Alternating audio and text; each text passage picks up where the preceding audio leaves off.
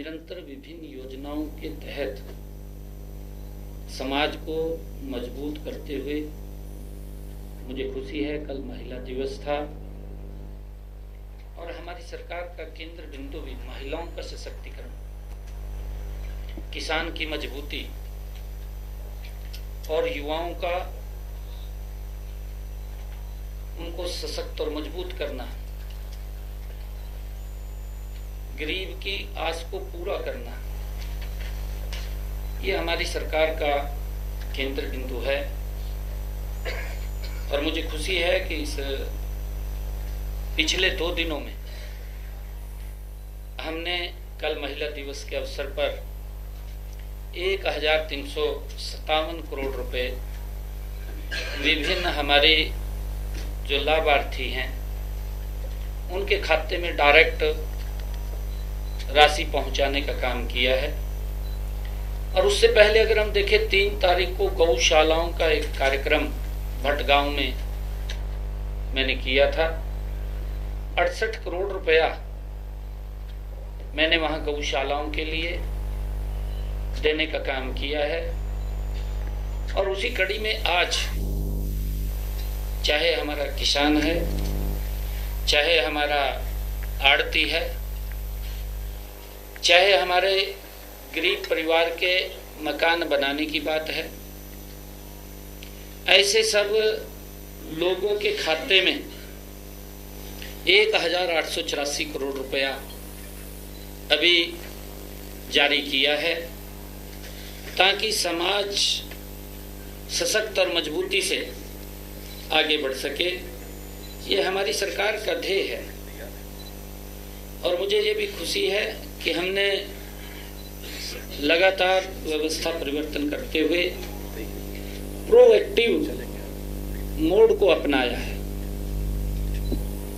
और इसके तहत परिवार पहचान पत्र डेटाबेस के आधार पर जो हमारे पात्रता स्वयं निर्धारित होती है और पात्र नागरिकों को बिना किसी दफ्तर के चक्कर लगाए, बिना आवेदन किए घर बैठे भत्ते का लाभ मिल रहा है। हम सब देख रहे हैं इसको प्रोएक्टिव मोड में जो हमने किया है। डायरेक्ट बेनिफिट ट्रांसफर हम सब देख रहे हैं के माध्यम से ये भुगतान किया जाता है, बीच में कोई बिचौलिया नहीं रहता। डायरेक्ट बेनिफिशियरी के खाते के साथ एक ट्रांसफर हम सब देख रहे हैं के माध्यम से ये भुगतान किया जाता है, बीच में कोई बिचौलिया नहीं रहता। डायरेक्ट बेनिफिशियरी के खाते के साथ एक गरीब व्यक्ति को चिन्हित करके उसको योजना का लाभ पहुंचाना, यही नरेंद्र मोदी जी सरकार की, डबल इंजन सरकार की खूबी है। नहीं तो हम देखते थे कई महीने बीच में रुड़ जाता था, वो बीच में लीक होता रहता था और जो लाभार्थी था उस तक वो पूरा नहीं जब पूरा नहीं पहुंचता था तो व्यक्ति के जीवन में सुधार नहीं होता था। आज आप देख रहे हैं इन योजनाओं के माध्यम से समाज के अंदर एक बड़ा सुधार करने का काम हमारी सरकार कर रही है। और हमारी जो पारदर्शिता और सुशासन के प्रति हमारी अटूट प्रतिबद्धता, जो हम डायरेक्ट बेनिफिट भेज रहे हैं, ये उसका प्रतीक है, जिससे यह सुनिश्चित हो रहा है कि राज्य की सहायता हर जरूरतमंद व्यक्ति के पास वो समयबद्ध तरीके से पहुंचे। हमने इसको सुनिश्चित किया है। और आज हम सब देख भी रहे हैं, हमने प्रधानमंत्री फसल बीमा योजना के तहत जो खरीफ की फसल के लिए किसानों की बीमा क्लेम वो भी वितरित किए गए हैं, क्योंकि हमने पिछले दिनों भी किए थे और उसमें हम कुछ वेरीफाई कर रहे थे, कुछ शेष रह गए थे, वो वेरीफाई पूरे हो गए हैं और आज ये लगभग 1,67,460 किसानों के बैंक खाते में 711 करोड़ 69 लाख रुपए की राशि ये भेजी गई है, वितरित की गई है। हमारी सरकार का ध्येय है मित्रों, मैं आपको ये बताना चाहूंगा कि जो भी पात्र व्यक्ति है वो छूटे ना, उस तक सरकार का लाभ पहुंचे। परंतु उसके साथ साथ हम वेरीफाई भी करते हैं कि कोई अपात्र ऐसा व्यक्ति वो जिसको कोई नुकसान भी नहीं हुआ है, उस तक ये जिन लोगों का नुकसान हुआ है उन तक पहुंचाने का हमारा ध्येय है और उन तक हम पहुंचा रहे हैं। और इसे मिलाकर के पिछले 11 वर्षों में किसानों के फसल के मुआवजे की अगर हम बात करें, पिछले 11 वर्षों में जो प्रधानमंत्री फसल बीमा योजना के तहत अब तक लगभग मैं बात करूं तो 11 वर्षों में ये 16,160 करोड़ रुपया हमने पहुंचाने का काम किया है। एक बड़ा, ये अगर हम कांग्रेस के कार्यकाल का पिछला देखें, पिछला अगर उनका 10 साल का कार्यकाल देखें, क्योंकि 70 चल रहा है और बार बार विपक्ष इस बात को उठाता है कि आप पुरानी बात करते हैं। भाई जैसा शासन रहा, आपका तंत्र रहा है, वो तो बात करनी पड़ेगी ना, और बताना पड़ेगा कि लोग त्राही त्राही करते थे, लोगों तक लाभ नहीं पहुंचता था। इनके 10 सालों में जो किसान की फसल का खराबा हुआ है वो पहुंचा है 101,138 करोड़ रुपए। 1,138 करोड़ रुपया इनके 10 साल में पहुंचा है और 269 करोड़ रुपया घोषणा हो गई थी, दिया नहीं, छोड़ करके चले गए। ये भी पैसा हमने देने का काम किया, 269 करोड़ रुपया। और हमने 11 वर्षों में अगर हम बात करें लगभग 16,160 करोड़ रुपया हमने किसान के खाते में पहुंचाने का काम 11 वर्षों में किया है। कि जमीन आसमान का अंतर है, तो ये बताना पड़ता है, क्योंकि अगर नहीं बताएंगे तो लोग भूल जाते हैं, लोगों को पता नहीं चलता, क्योंकि क्या क्या यातनाएं से ही आने वाली पीढ़ियां, जनरेशन बदलती है। ये भी जनरेशन जब नहीं आती है तो उसको पता नहीं चलता कि इनके क्या क्या कारनामे थे, कैसे कैसे इमरजेंसी का दौर लोगों को भुगतना पड़ा। अगर हम नहीं बताएंगे तो उनको कैसे पता चलेगा भी इमरजेंसी भी लगी थी। क्योंकि जो यातनाएं, जो यूथ आज आ रहा है, उस यूथ के पूर्वजों ने जो इमरजेंसी की यातनाएं सहन की थी, वो यातनाएं वो न सहन करें, क्योंकि वो बताना फर्ज है कि उनकी सरकार में क्या हुआ, हमारी सरकार में क्या हुआ, ये जरूरी बताना है। और आड़तियों का जो कमीशन की बात है, आज प्रदेश के लगभग 11,199 आड़तियों को आज हमने यहां से 56 करोड़ 97 लाख रुपए की राशि सीधे उनके बैंक खाते में पहुंचाने का काम किया है। जैसा अभी हमारे विभाग के अधिकारी ने भी बताया है कि हमने पिछले दिनों निर्णय किया था कि केंद्र सरकार जो भी प्रोक्योरमेंट आड़तिया के माध्यम से हम करते हैं, वो चाहे धान की हो चाहे अन्य फसल की हो, उसका एक कमीशन तय केंद्र सरकार देती है। परंतु उन्होंने, आड़तियों ने एक आग्रह किया था कि ये कमीशन कम बैठता है, हमारा खर्चा ज्यादा होता है, तो हमने स्टेट से उसके अंदर कुछ हेल्प किया था। वो 11,199 आड़तियों के खाते में आज 56 करोड़ 97 लाख रुपए की राशि आज पहुंचाई है।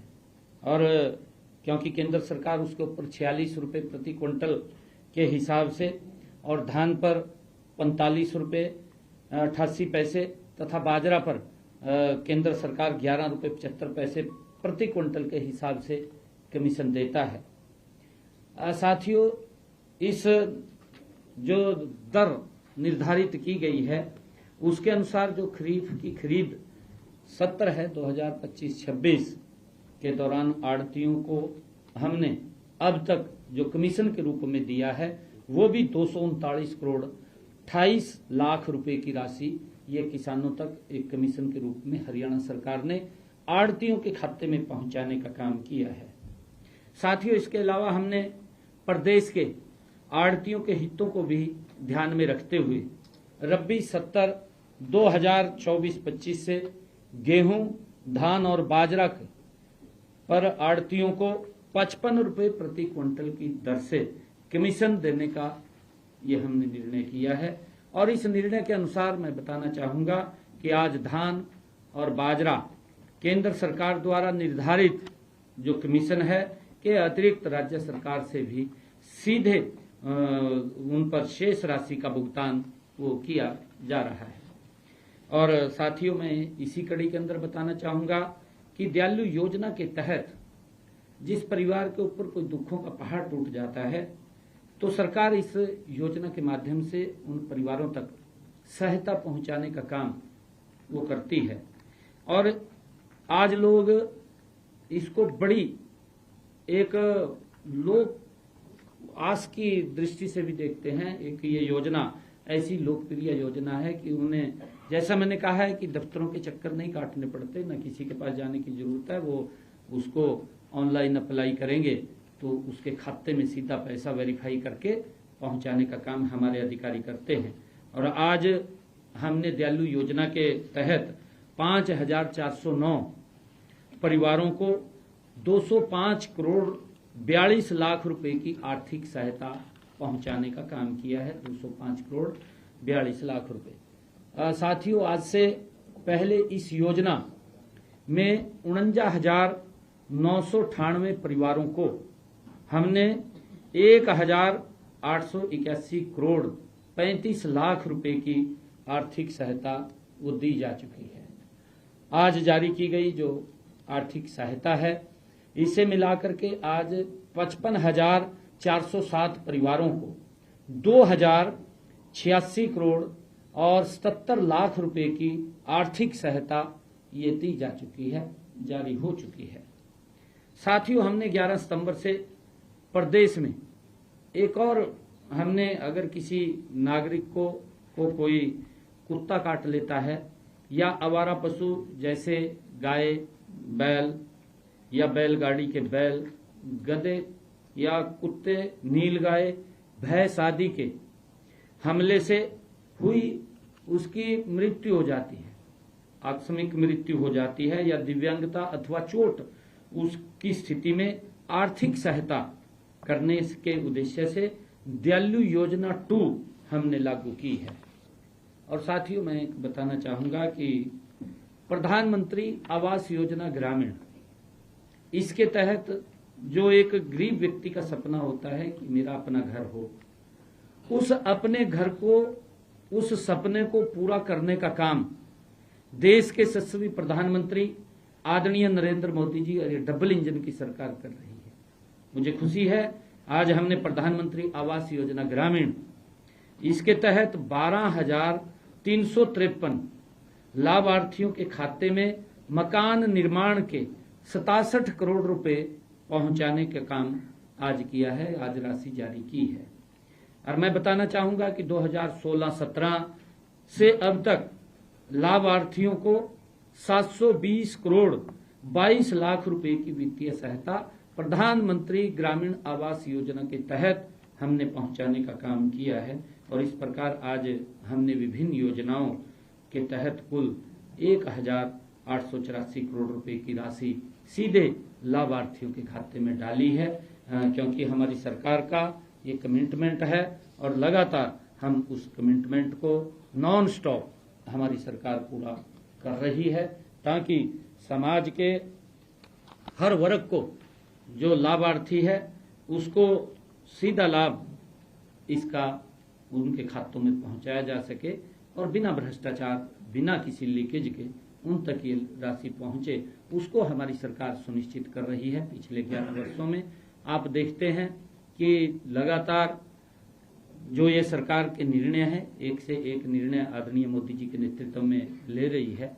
चाहे गरीब व्यक्ति को उसकी शिक्षा की बात हो और चाहे उसकी नौकरी की बात हो, आज बिना पर्ची, बिना खर्ची के हमारे लाखों युवा आज हरियाणा सरकार के अंदर गरीब परिवार का बेटा भी आज हरियाणा सरकार में नौकरी लग सकता है, और गरीब परिवार का बच्चा वो सपना देख भी सकता है कि मुझे नौकरी लगेगी। नहीं तो 2014 से पहले तो वो सपना भी नहीं देख सकता था कि भी पढ़ तो लेता था, माँ बाप कुछ भी करता था, मेहनत करता था, मजदूरी करता था, मेहनत मजदूरी करके पसीना बहा करके अपने बच्चे को पढ़ाता था, परंतु उसको फल नहीं लगता था। उसकी जो सपना था वो सपना टूटता था। कांग्रेस के सरकार में सपने पूरे नहीं होते थे। कांग्रेस ने हमेशा गरीब व्यक्ति का शोषण किया है। इसने कुछ व्यक्तियों को जो उसके चहेते थे, उसके नजदीक रहते थे, उनको तो वो लाभ देते थे, परंतु उसको भी लाभ कैसे देते थे कैसे नहीं देते थे वो सब जानते हैं। परंतु हमेशा कांग्रेस ने गरीबी बढ़ाने का काम किया है, परंतु आदरणीय मोदी जी के नेतृत्व में लोगों को उभारने का काम और गरीबी से बाहर निकालने का काम निरंतर हमारी सरकार कर रही है। जी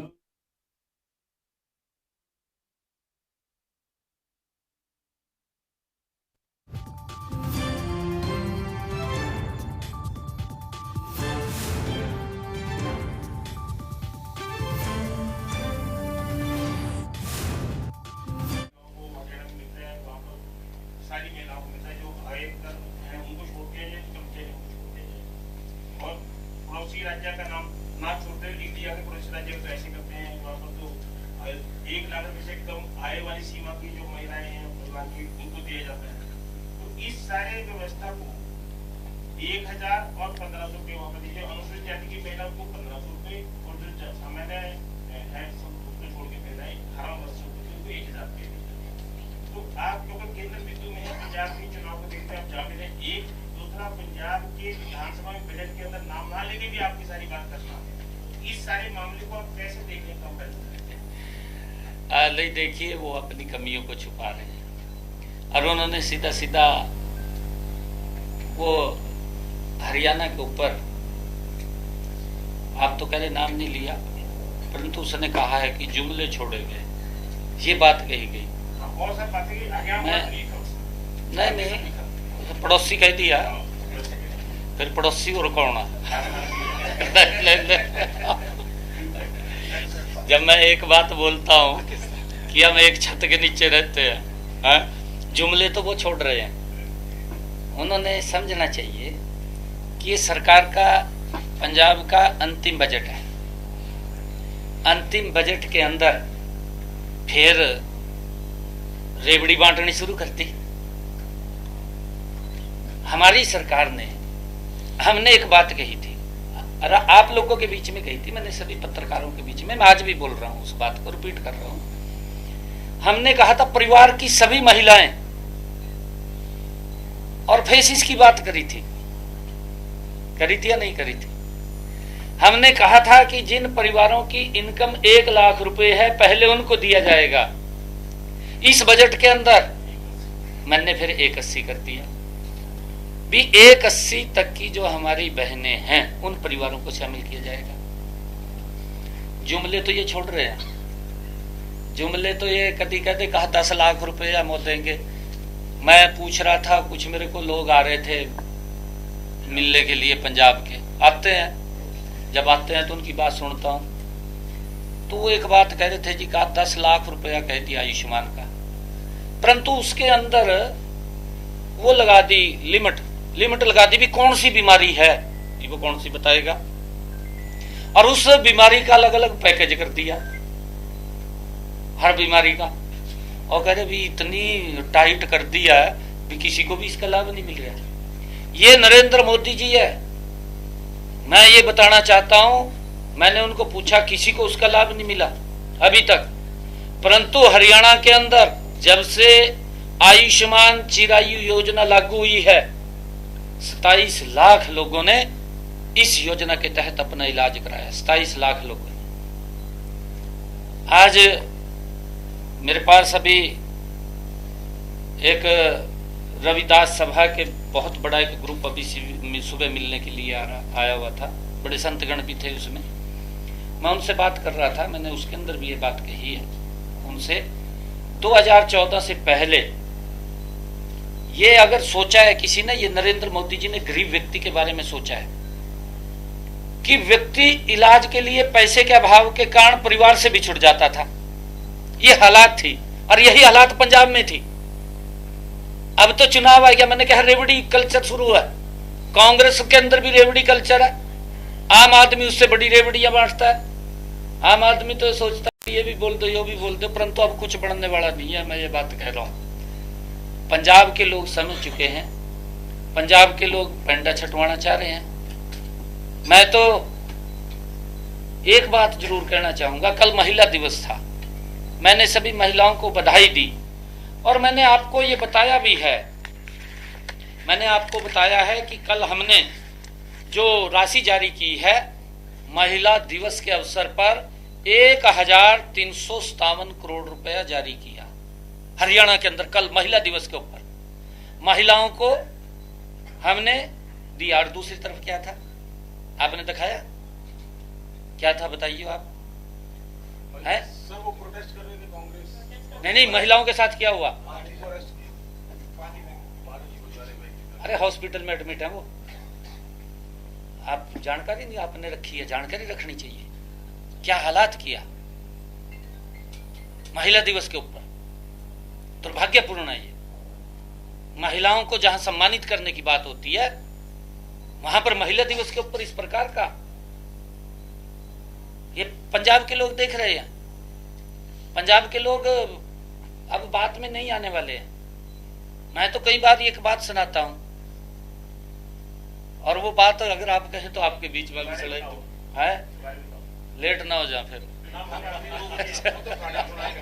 मैंने कई बार सुनाई है, कई बार सुनाई है। अब तो कुछ नहीं बचा है इसके पास। जो चीज थी वो तो केजरीवाल जहां तक लूट कर ले गया, अब तो खाली घोषणा है। यहाँ कोई मांगता है कहा 2 लाख दे दो, कहा 10 लाख का ले जाएगा, पर लेने देने नहीं, कुछ भी है कुछ नहीं है जब बचा। हर व्यक्ति तंग है, कर्मचारी तंग है, वहां का किसान तंग है, महिलाएं तंग है। मैं तो देख रहा था किस तरीके से जबरदस्ती महिलाओं को बैठा करके उनके इंटरव्यू लिए जा रहे थे, क्योंकि सरकार का दबाव है वहां पूरा, एक एक पत्रकार के ऊपर दबाव है। मैं इसलिए बोलता हूं दबाव तो, क्योंकि जब मैं कार्यक्रम करने के लिए जाता हूं, मेरा एक कार्यक्रम 3 जगह शिफ्ट होता है। भाई हम ये लोकतंत्र है, ऐसा तो ना करिए। एक तो इतना ज्यादा कर दिया कि जहां मेरा कार्यक्रम था उस टेंट को भी फाड़ दिया। टेंट को फाड़ने के बाद वहां की जमीन फाड़ दी, को जेसीबी बुलाएगा भी दोबारा भी न लगा सका। ये हालात करते हैं, परंतु पंजाब के लोग आप समझ रहे हैं, मोदी जी के नेतृत्व में, मोदी जी की नीतियों से प्रभावित हैं और पंजाब के लोगों को मालूम है आने वाले समय के अंदर भारतीय जनता पार्टी नरेंद्र मोदी जी ही पंजाब को नंबर 1 का सूबा बनाएगा, जिस प्रकार से हम हरियाणा का बना रहे हैं। हरियाणा के अंदर नरेंद्र मोदी जी के नेतृत्व में कितनी योजनाएं चल रही हैं।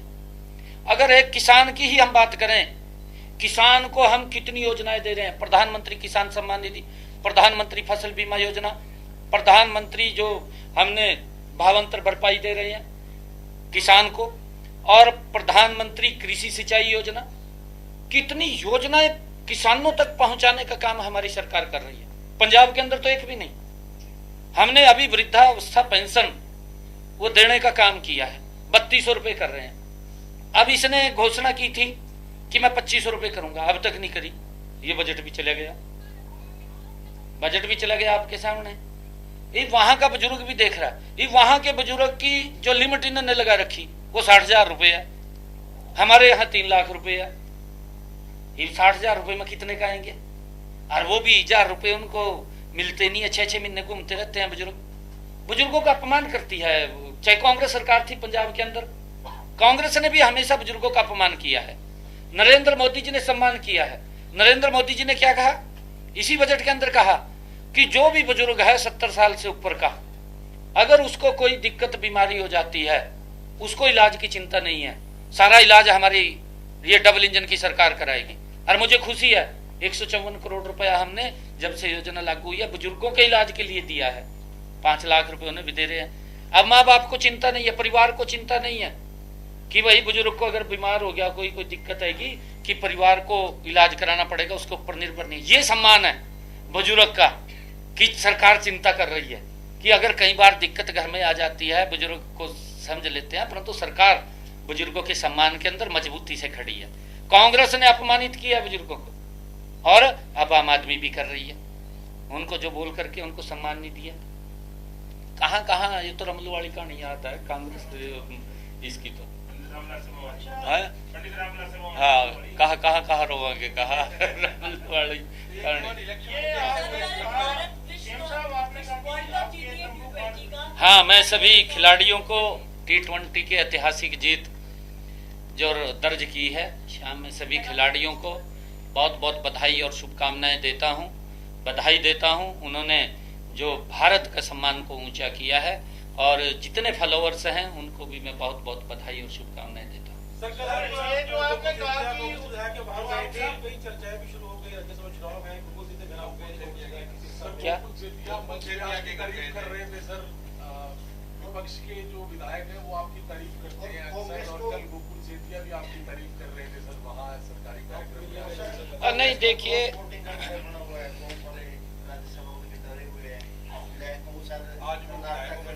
नहीं मुझे तो इसके बारे में मालूम नहीं है कुछ भी, मेरे को पता है कल महिला दिवस के कार्यक्रम में वो आए थे और गोकुल जी ने एक बात मेरे को कही थी, क्योंकि पिछले दिनों उनके ब्रदर की शादी थी तो उसमें मैं वहां नहीं जा पाया, तो उन्होंने कुछ ऐसा शब्द मेरे को कहा। मैंने कहा भी जिस दिन भी मैं सिरसा आया उस दिन घर पे जरूर आऊंगा। तो कल मैं सिरसा गया था, तो कल मैं घर जा करके आया, उनको बधाई दे के आया, दोनों को, जो भाई के साथी और उनकी पत्नी थी, दोनों को मैंने बधाई दी है, घर पे जा करके दी है। और ये अलग विषय है क्योंकि चुनाव का उसको उसके नहीं तोड़ना चाहिए, क्योंकि हर व्यक्ति की अपनी अपनी सोच है। और ये लोग जिस प्रकार का इनका तंत्र होता था कांग्रेस का, ये शायद उसी प्रकार का समझ रहे हैं, ये नहीं है। परंतु कोई भी व्यक्ति कहीं भी, हर व्यक्ति स्वतंत्र है, कहीं भी जा सकता है, कहीं कोई बात कर सकता है, ऐसा नहीं है। पंजाब की आप बता रहे हैं, पंजाब में आप जा रहे हो और जिस तरह से 2-3 जगह प्रोग्राम बदल जाता है, क्या लोगों ने आपको कोई उत्पीड़न की भी शिकायत की कि सरकार को? हाँ करते हैं, बिल्कुल करते हैं वो, क्योंकि मैं वहाँ जहाँ जाता हूँ वहाँ से बसें रुकवा देंगे, पूरा वो कर रहे हैं। जैसे बंगाल के अंदर ममता बनर्जी ने लोगों का वहां से शोषण किया हुआ है, इसी प्रकार का ये है यहाँ पे। ये कम थोड़ी है कोई, ये भी उससे ज्यादा है। और मैं एक बात और आज आप लोगों के बीच में कह रहा हूँ, लोकतंत्र के अंदर आमजन इसको अच्छा नहीं मानता, आमजन इसका विरोध करता है। देखता तो है वो, आज तो कुछ समय के लिए करेंगे ये, परंतु जब वोटिंग आएगी, वोटिंग के बाद फिर देखेंगे, फिर आरोप लगा देंगे, कहा जी वोट चोरी हो गया। वोट चोरी तो सभी अपने कारनामे में तो देख नहीं रहे भी क्या कर रहे हैं हम, क्या नहीं कर रहे, ये लोग सब नोट करते हैं। पंजाब बजट पे एक और सवाल है, आप उसे रेवड़ी बोल रहे हैं, हाँ जी, लेकिन जो घोषणा की है पंजाब सरकार ने, उसका जो रोल आउट है तो रजिस्ट्रेशन ही अप्रैल से है। ऐसा नहीं बोला कि पैसा दिया जाएगा, वो तो कह रहे हैं रजिस्ट्रेशन किया जाएगा। तो आपको क्या लग रहा है, क्योंकि ये कई जो विपक्षी पार्टी से पंजाब में तो बोल रही है कि आपको कोई 5 साल का इनको देना चाहिए, आप लोगों ने तो शुरू में ही कर दिया था। देखिए बिल्कुल आपने सही बात कही है, मैं यही बात कह रहा हूँ। रेवड़ी की बात मैंने क्यों कही है, क्योंकि चुनाव आ गया, अंतिम बजट है, 8 महीने रहेगी मेरे ख्याल से, 7-8 महीने, फरवरी में चुनाव है, 8 महीने भी मुश्किल से बचे हैं। तो 8 महीने के बाद चुनाव है, रेवड़ियां तो बांटने का काम शुरू हो जाएगा और बड़ी बड़ी बातें करनी शुरू कर देंगे। परंतु लोग समझ रहे हैं, मैंने कहा है कि आयुष्मान का कह दिया 10 लाख देंगे, पंजी नहीं दे रहे, और फिर कह रहे कहा जी मारा हला मोहल्ला का ये बड़ा बढ़िया है, क्या है क्लिनिक, मोहल्ला है, मोहल्ला क्लिनिक, कहा मोहल्ला क्लिनिक बहुत बढ़िया। मैं एक दिन दिल्ली चला गया घूमन, मैं इलेक्शन में था वहां से, फिर मैंने लोगों को बताया भी आकर के, मैं कहा भाई मैं तो देखने गया था अंदर इसमें क्लिनिक मोहल्ले में, मैंने घूम का देखा इसमें, मन्नू नहीं कही है, गोली भी नजर आई मैंने देखा, मैं यही हालत यहाँ खोखे दे रखे, मैं कहा इन लोगों को गुमराह कर रहे हैं, इन लोग समझते हैं वो दिल्ली के लोगों ने बदल दिया ठेका, इस तरीके से मैं धन्यवाद करता हूँ, दिल्ली के लोगों को प्रणाम करता हूँ कि उन्होंने ऐसा सबक सिखाया। अरे ध्यान रखेगा, अरे भाई यही हालत पंजाब में होने वाली है, पंजाब में भी नहीं छोड़ेंगे। पूरा का पूरा इस बात में तो मास्टर है, माल खींचने में तो माल तो पूरा खींच लेता है, और फिर कागज भी नहीं रहते हैं, डिस्टर्ब हो जा, फाइल फूल सारी खत्म हो जा, सारी जानकारी सारी जानकारी लोगों के पास जानकारी है, मेरे पास नहीं है जानकारी, पब्लिक के पास जानकारी है। दुर्भाग्यपूर्ण है, हमारी भारत की ये सबसे बड़ी उच्च संवैधानिक पीठ है। हर व्यक्ति, देश का हर नागरिक उसको सम्मान की दृष्टि से देखता है, और वो एक ऐसे कार्यक्रम के लिए उसने कार्यक्रम किया था जो कार्यक्रम हमारे आदिवासी लोग थे, उनके लिए वो कार्यक्रम का आयोजन महामहिम राष्ट्रपति महोदय ने आयोजित किया था। क्योंकि महामहिम राष्ट्रपति महोदय कहीं भी जाते हैं, उनका कार्यक्रम तो उनके ऑफिस से ही सिलेक्ट हो जाता है। अगर उनके ऑफिस से जो कार्यक्रम सिलेक्ट हो रहा है, और उस कार्यक्रम, क्योंकि वो सभी चीफ सेक्रेटरीज को भी जाता है, सरकार के जो वहां के मुख्यमंत्री उसको भी जाता है, वहां के राज्यपाल को भी जाता है, सभी को वो कार्यक्रम जाता है। दुर्भाग्यपूर्ण है कि पश्चिम बंगाल के अंदर सारी हदें तार तार की हैं, सारी हदें तार तार की हैं वहां की मुख्यमंत्री ने, और उस कार्यक्रम को किस प्रकार से अंतिम समय में बदल दिया गया, ये दुर्भाग्यपूर्ण है। और बंगाल की देश की जनता इनके कारनामों को देख रही है, इनके कारनामे कैसे हैं उसका जवाब देने का समय के ऊपर काम करेंगे। क्योंकि वहां पर तो मैं गया था पीछे बंगाल में, कल भी मैं जाने वाला हूँ, कल भी मैं जा रहा हूँ, और कल मैं एक कार्यक्रम है मेरा वहां पर, उसमें जाऊंगा। भय का वातावरण है बंगाल के अंदर, आम नागरिक के अंदर बड़ा भय है। वहां तो पता नहीं, उसको जानकारी तो खैर सारी है, या मुख्यमंत्री महोदय को पश्चिम बंगाल की एक एक दुकान से हफ्ता वसूली हो रही है, वहां पर हफ्ता वसूली होती है, एक एक बाजार के व्यक्ति हैं वहां पर। जानकारियां तो खैर सारी रहती है मुख्यमंत्री को, ऐसा तो नहीं है, परंतु क्या कारण है, क्यों उनका पक्ष किया जाता है, क्यों उनको इस प्रकार से बढ़ावा दिया जाता है। जनता परेशान है बंगाल की बहुत ज्यादा। Thank you. राज्यसभा सोल्स पर भी हाँ जी, हरियाणा की chief minister Z plus category में अगर किसी राज्य में जाएंगे भी, सुरक्षा की दृष्टि से भी आपका जो टैक्स हटवा देना, जेसीबी खुदवा देना, ये प्रोटोकॉल में आता है। इसमें तो ऐसे कैसे कर सकते हैं जो जेड प्लस कैटेगरी के जैसे पीएमजीबी मार्ग का रास्ता रोक दिया, तो ये क्या होता है, स्थिति क्या होती है? देखिए, मैंने वहां प्रेस में भी कहा था, मैंने कहा था देखिए, रास्ता रोकने से या खड्डे पड़वाने से, डिस्टर्ब करने से लोग मखा वोट नहीं देंगे। लोग जानते हैं भाई काम करो, अगर काम करे तो मेरा रास्ता रोकने की जरूरत थोड़ी थी, मेरा रास्ता रोकने की जरूरत नहीं थी अगर काम करे। ये भगवंत मान यहाँ हरियाणा में आया, मैंने सम्मान किया, मैंने अपनी पुलिस को भी कहा, मैं कहा भाई उसको वो देना, वो गार्ड ऑफ ऑनर, हमने गार्ड भी दिया उसको, गार्ड ऑफ ऑनर करवाया हमने, भाई वो हरियाणा के अंदर आए तो उसका सम्मान करो, क्योंकि मुख्यमंत्री है। हम पद का सम्मान कर रहे हैं, पद का सम्मान कर रहे हैं, हमने किया यहाँ से। यार एक व्यक्ति तो कहते कोई काली झंडी दिखाई दे भगवंत मान अगर हरियाणा में आ जा, कोई भी नहीं दिखाई सकता, परंतु वहां क्या हाल, मैं जिस रास्ते से जाऊं 4-4 जगह झंडे लियो खड़े आम आदमी के, क्या भाई इतना ज्यादा इतना क्यों कर रहे वक्त हम काम करते। वहां का किसान परेशान है, महिलाएं परेशान है, वहां की लाइन ऑर्डर की व्यवस्था का बुरा हाल हो गया, वहां युवा नशे की दलदल में फंस गया। भाई कम से कम उनके ऊपर काम करता, और लोग कहते भी अच्छा काम करा, बुजुर्गों से जो वायदे करे थे, महिलाओं से वायदे करे थे, उन्हें पूरा करता। परंतु इलेक्शन आएगा, इलेक्शन के अंदर आएगा, वो कहते हैं ना खुल जा सिम सिम है अलादीन का चिराग, कहा खुल जा सिम सिम, अब ये भी दे दो, ये भी दे दो, रेवड़ी कल्चर है तो लोग आ जा बात में बोले हमारे लोग, परंतु पंजाब के लोग ये नहीं आएंगे बात में। कह रहे मैं गया था एक दिन गया था, मैं बताना चाह रहा हूँ, मैं डेरा बाबा नानक गया, मैं पैदल गया उत्तरकाशी। डेरा बाबा नानक जब गया, मैं मत्था टेकने गया था, मैं एक दिन पहले भी गया था वहां से, तो मेरा रास्ता रोक लिया था, मैं वापिस आना पड़ा मेरे को, मैं बाई रोड था उस दिन।